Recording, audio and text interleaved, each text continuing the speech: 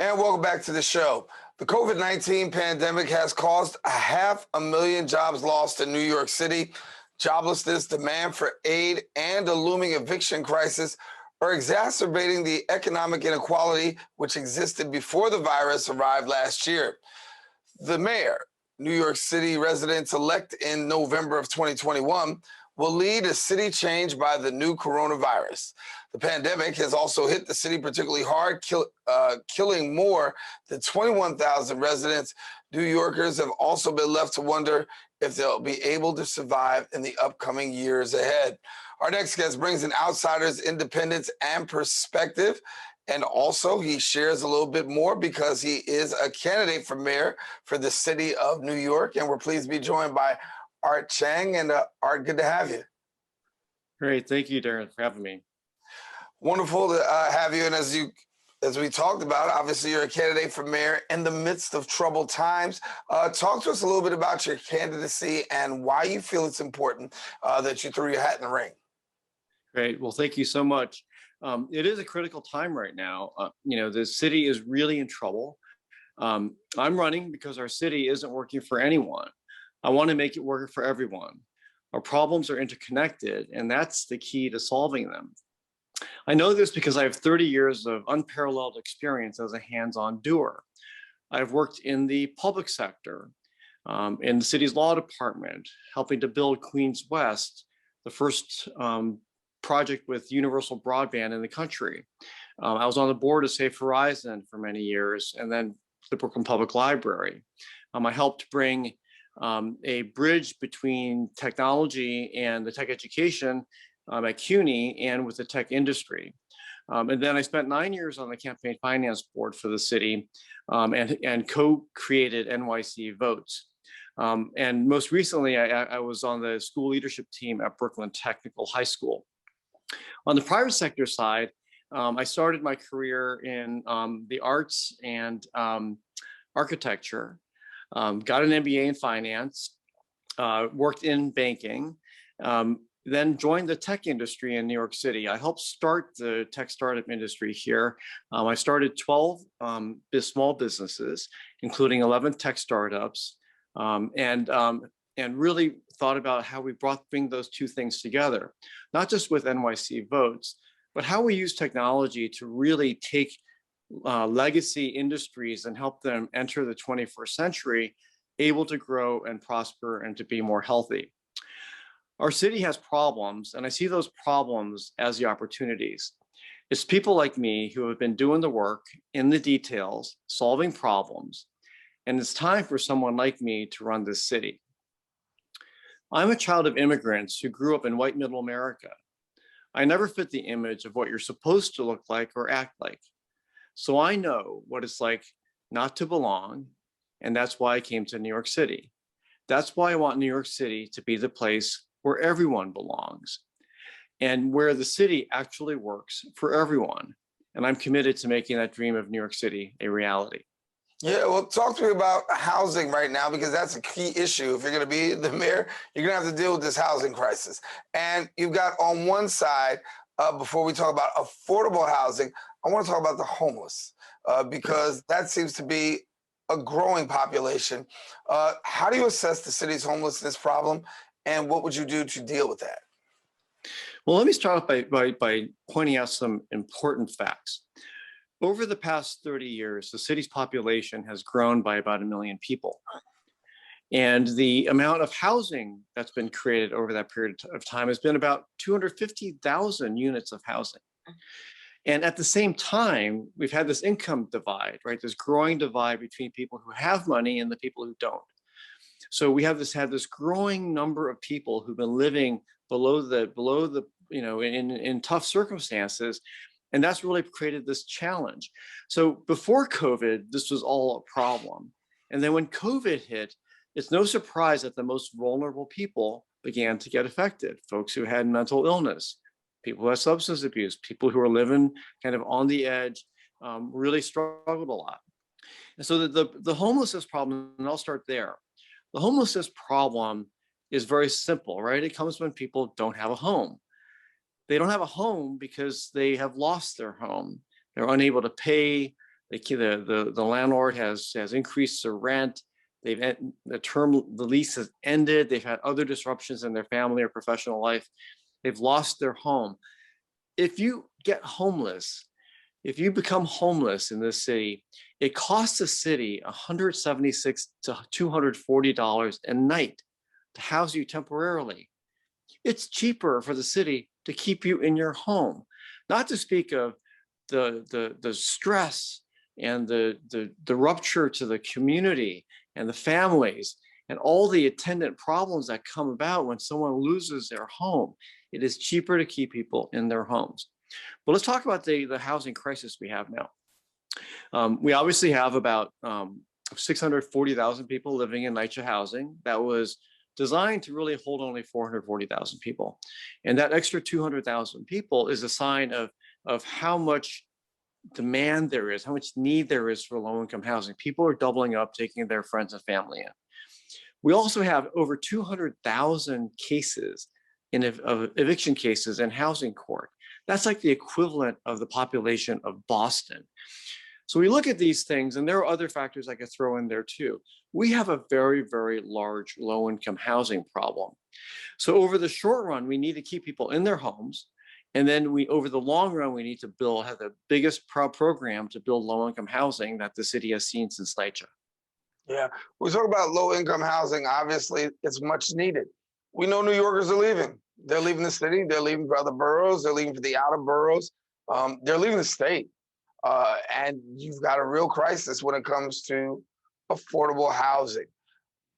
People should deserve to, people should be, entitled to live in New York City and not have to walk out or have to move out, I should say, because simply they can't pay their rent. That's right.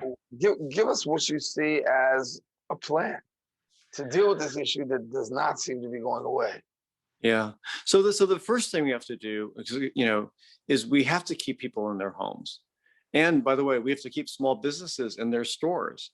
It's a very similar problem. People can't pay their rent. Business owners can't pay their rent. And then then evictions follow or people decide to leave. So the next problem is that if people don't pay their rent because of eviction moratoriums, and then landlords, especially small landlords, are held holding the bag. Now, if they have a mortgage, they're unable to pay their mortgage and they're at risk of foreclosure. But even if they can pay the mortgage, or if they have paid off their mortgage, they still have property taxes and other fees that really need help. And we can do a lot with that. And in this time when we've had this eviction moratorium, we've then accrued debt for the people who are the least able to sustain and repay that debt. So in the first instance, we got to keep people in their homes. We got to be able to cancel that debt. And then we can think about how we build and increase the amount of low-income housing in the city. So my low-income housing plan is based on a couple things. First, the city has the right to take over properties when they go into property tax default. And so the city needs to use that. Hotels right now are the largest property class that are in default of their property taxes. So we can use those hotels almost right away to house the homeless, to be able to convert them into low-income housing. But the bigger step is actually being able to take the city's properties that we own, the properties that we will add to that ownership pool, air rights and other things that we own, be able to pool them together and to be able to start to contribute that land to fund new low-income housing development. I'm a strong believer in social housing. That is cooperative housing, some form of limited or entire ownership by the tenants of their housing complexes, much like Co-op City is. And if we have these diversified income streams from people who are able to pay rent, however low, I believe that we'll be able to come up with a financing mechanism to be able to fund some more of this low-income housing. Yeah, I want to talk about the other problem that is going on right now, and that's a problem that the mayor is having to deal with, and a lot of New York City residents upset about the fact that can't go out and eat. On the other side, you've got restaurants, and you've got small businesses who are now getting to the place where we're probably getting to 50% capacity right now, and restaurants are saying, we can't make it, and already many have already closed the doors. How do we deal with the restaurant crisis and the return in this reopening to be able to stabilize them, because this is a crucial part of the city's economy? Absolutely. And restaurants are not just a crucial part of the economy, they're also a crucial part of our social fabric. When you walk down the street and you see these empty, boarded up storefronts, that takes away from your sense of community. And for some of the smaller mom and pop stores where you might get a cup of coffee and the owner knows exactly what you want, that helps you feel like you belong in a community. So we need to be able to figure out how to keep them in their places. So I go back to some fundamental principles. The rent moratorium needs to stay in place. But having been a small business owner and having worked in almost every job in a restaurant, I can tell you that there are fixed costs that are very, very tough for restaurant owners. Things like property taxes, the rent. There are all these inspections that create a lot of overhead and inevitably result in tickets and fines. And then there's the whole liquor license issue, and then the ability to be able to expand capacity to the sidewalk. So as mayor, I would extend the sidewalk permits to the spring of 2022 at a minimum, and then think about a holistic redesign of the streetscape to allow more curbside and sidewalk dining, so that owners have this ability and this incentive to be able to reinvest and see the light at the end of the tunnel, where they can recoup the investment from some of these, very fancy, sidewalk type enclosures. Also, I want to talk about the arts, because that's very important during this time. They've also Absolutely. been adversely affected. And when I think about schools, I always talk schools. One of the first programs to get cut: music and the arts. That's right. That's right. And it's been very tough. And as if you're a parent, that there is currently a huge insufficiency of the arts in our schools. It needs to be much more prevalent. It needs to be there in more abundant quantity and quality and diversity. And it's just not there. And so we need to bring that back. And that, by the way, is a source of employment as well for artists. What happened when the city went dark in March of last year, it was as if the arts industry all of a sudden had the light switch flipped off all of a sudden. The industry that pulls in over $14 billion worth of economic activity for the city. Now that's just Broadway alone. And I'm not talking about the musicians and the street artists and the smaller theaters, who aren't really included in that number, but are vital to our communities. And these arts organizations are small businesses too. Just because so many of them are not-for-profit doesn't mean that they're not a business. They are a not-for-profit business. And so we need to have a lot of the same things that we have for the small businesses, in terms of allowing them to stay in their places, and we need direct funding for artists. My arts program includes being able to take a city which is 10 times the size of Boston, and actually have at least 10 arts districts around the city, diversified in many different locations. The Bronx deserves a couple. It should be next to Hostos Community College is a great location for one, Grand Concourse. There could be other places to do it. And you can bring together the arts together with restaurants, retail, and turn it into much more of a destination, local destination, a place for people to go and socialize and spend money. But the arts are also come down to the people, and the people who are artists. So one of the elements in my plan includes being able to give artists who have episodic employment the ability to contribute into a fund that would allow them to have health benefits during times when they're not working, times like COVID, for example. The city has the ability to do that, and I think artists and other freelancers deserve to have something like that to give them a safety net. And then as the weather gets warmer for performing artists, we need to have a much more aggressive way to bring arts out into the parks, into the communities, into public spaces. And then as things get safer into the fall and next winter, and then we can start to think about moving those things inside. Yeah. I want to talk about a lot of what we talked about with our first guest, which really was the policing and dealing with police reform here in New York City. Obviously, the mayor has announced new police reform tactics, talking about dealing with the issue of radicalized policing. Talk to us about your vision for policing and how you see that playing out in New York City. Yeah, absolutely. The mayor's plan is definitely going in the right direction, but it does not go far enough. Um, to me, the biggest problem is in our definition of safety. If we believe that police and safety are directly connected, and then to get more safety, you just add more police. Well, clearly, it hasn't been shown that way. We have right now, about 36,000 patrol officers, which is about the historic norm, over the past 30 years. We did increase a bit in the 90s, but that's come back down to more historical norms. We're among the top 4 cities in terms of number of police officers per population. And so we need to actually think about, are we getting what we pay for? And I would argue that we're not. There are 3 things I think that really matter. The first is that the issues with the police have to do with governance. Currently, the police chief is the only person responsible for discipline in the police department, while the mayor's proposal, takes a little bit of softening of that. It's not definitive. The police chief still gets to make decisions based upon his own individual purview. The second thing is that we think about how we respond to crises. 94% of 911 calls around the country don't require armed intervention.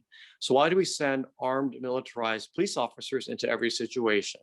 We need to have a different method. We need to try unarmed violence interrupters with mental health professionals and social workers who are operating 24/7, 365. And then the third thing is really has to do with the criminal justice system. We need to end, the school to jail pipeline, and many others have talked about that. But the definition of safety should come out of a healthy community. I believe that if we orient toward healthy communities, and then we will be able to reduce crime, reduce the necessity for violent interruption by the police, and get our city to a much safer, calmer, more prosperous place. One thing I do want to mention, which is super important, is that we cannot have one-size-fits-all strategies. Not every community is going to be prepared to go immediately to an unarmed response. There are communities, especially where gun violence is high, who are calling for armed officers on the street. I think that a mayor must respect those asks from the community and be able to get those police officers on the street, in the places where this violence is occurring on a repeating basis. This doesn't mean that we have to do one thing or the other, but it means that we have to try these things, and we can look at the data, we can study them together, and we can work with our communities and the police department to figure out what the appropriate responses are. Give me a little bit about racial tension. I mean, obviously that's big. It's not going away.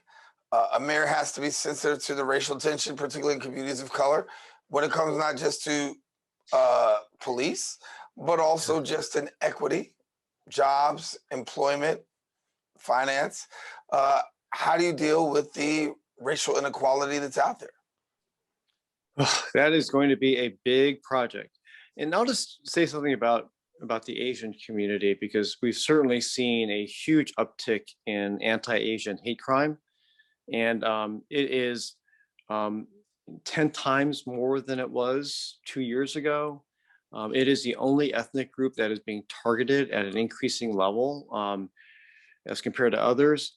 And one of the things that I think is unknown is that the Asian community in New York is actually has the highest percentage of our community is below the poverty line as compared to any other ethnic group. And we also have the biggest income divides within our community.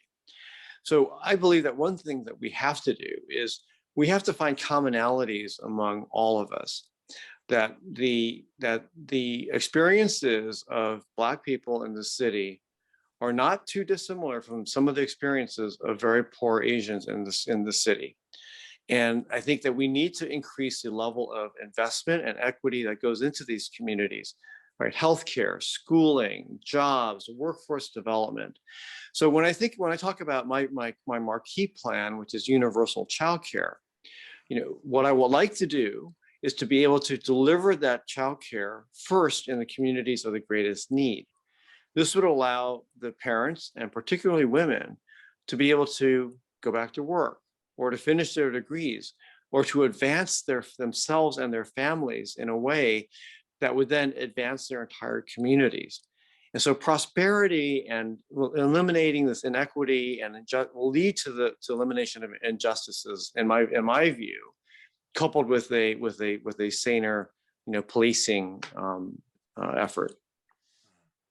Give me a little bit about how you see things playing out going towards the election. What's it going to be for you, and getting your word out, given the fact that we're not really able to really socialize too much.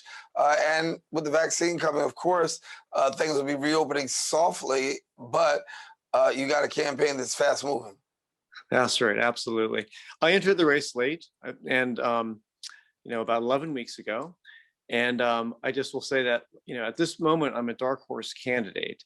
I've raised relatively little money compared to the others. But based on the polling last week, we broke out into the 10th position, just behind Ray McGuire, who has raised more than 100 times more money than I have. It's it's still too early to really place tremendous bets on how things will turn out. We have to remember that in 2013, at this time, Anthony Weiner was in the lead, Chris Quinn was second, and Bill de Blasio was polling number 6. So we'll see what happens in April when candidates get on the ballot. I expect to be on the ballot. And as we start to see where the attention goes. For me, as an underdog candidate, being digital is not a bad thing. I can reach as many people as I need online. It saves me the time of commuting to and from places. And so I can counter a little bit of the lack of brand recognition with the ability to reach people through the digital platforms. Yeah. So if people want to find out more about what you're doing and the work that you're doing, what do they do? Well, they go to chang.nyc, that's chang.nyc. And there you can book time to come visit me at my Zoom open office hours. I run them 7 days a week, and anyone can sign up and show up.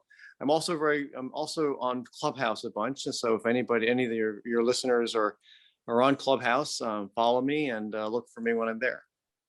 So for somebody to ask, well, what do you do for fun? What's your fun activity? Oh, spending time with my family. I love cooking. We try to eat at least, one meal a day together. Again, being in COVID, we're all in one house and we're working together. So it's nice, and I really enjoy that. I ride my bike a bunch, and I am a tennis player. Oh, okay. Well, we want to thank you for coming and sharing with us here on the Social Justice Forums. Well, Daren, thank you so much for having me. It's been a pleasure. Great having you. And certainly you can find out more about him. Go to the website, find out all the information.